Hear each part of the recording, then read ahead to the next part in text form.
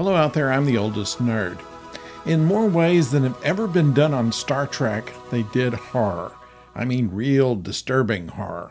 But this is not entirely new. In The Next Generation, the episode Genesis is where they find something wrong at Starfleet Command and a phaser hit on a person disintegrates his body and they find large bugs in him.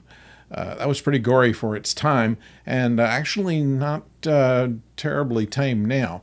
But also in Dreamscape, also Next Generation, there's a scene where Troy is rolled out as a cake and they start slicing her and it's red velvet cake.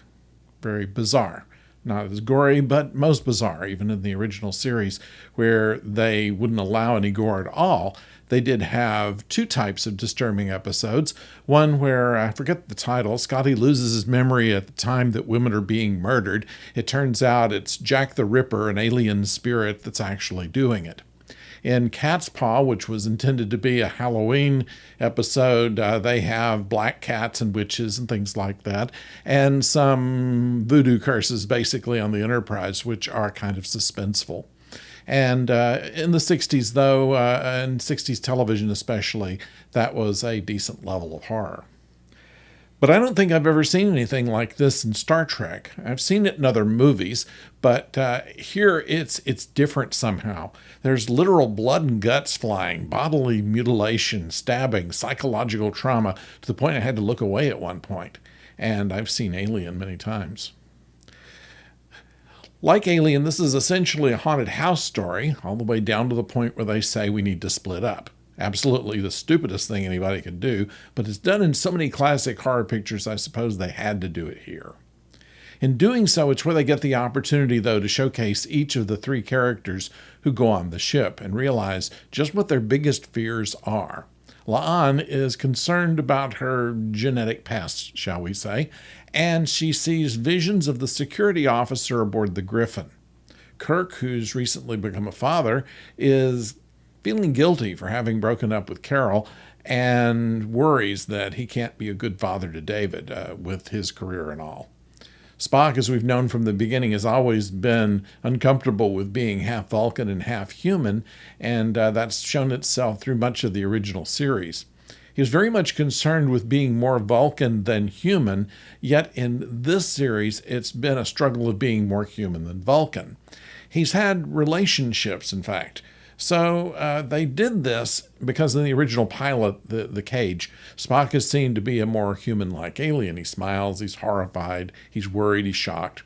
Strange New Worlds, which happens after the events of the Cage, has to evolve Spock from that characterization to the more logical character he played in the original series.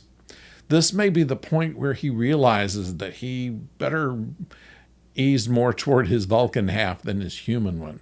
In short, he has no desire of having his ears cut off again. I have in past videos had issues with main characters in mortal danger. They'll always be back next week, so you can't be too worried about them.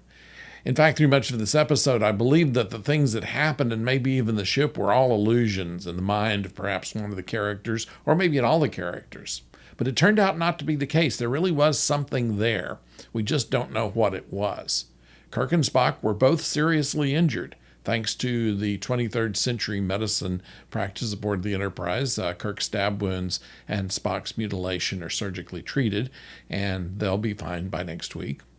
While there are plenty of illusions, however, including a transporter beaming a character back into herself, which reminded me of the malfunction in Star Trek The Motion Picture. What we got back didn't live long enough, fortunately. I find it interesting the mystery was never solved. Was it a ghost? Was it an alien, a vengeful ship? No one knows. And as Pike says to La'an later, it's only important that you survived it. I want to see this episode again. Despite its flaws, what can the entity that created the illusions, why can't they leave the Griffin? How was even an hour's worth of power for gravity, life support, and computers available decades after the ship was lost? What caused the death of those 300 crewmen originally? How does it get into the minds of our characters? And perhaps the fact that the storytellers didn't try to explain any of these things is one of the strengths of this episode. So I'd like to know what you think about this. Please leave your comments below, and if you haven't clicked like and subscribe, please do so. That would be helpful to us, and of course, make me feel a lot better. So please do so.